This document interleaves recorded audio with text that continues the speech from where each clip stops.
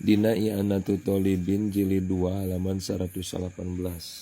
Faidatun Anil imami Taqiyuddin an walidihi anil faqihi Abi Abdillah Muhammad al-Hafid anna Rasulullah sallallahu alaihi wasallam qala man akhoda min turobil qabri haladapni biyadihi sahajal manu nyokot tanuh tina tanuh kuburan dina tingkah keur nguburkeun mayit kuleungeuna ay hala irodatihi wa qoro'a alaihi inna anzalnahu fi lailatul qad sab'amar.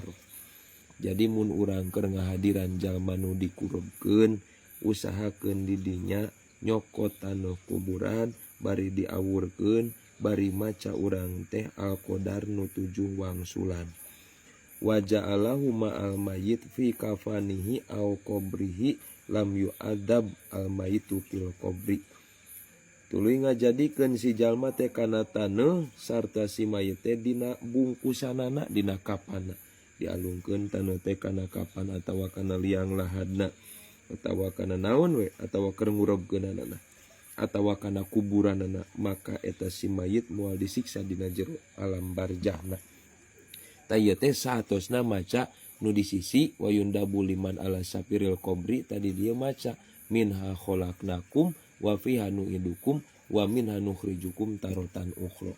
Salianti eta baca al-qadar 7 wangsulan. Komo lamun teh mah nu maotna teh nyaeta ti keluarga urang sadayana.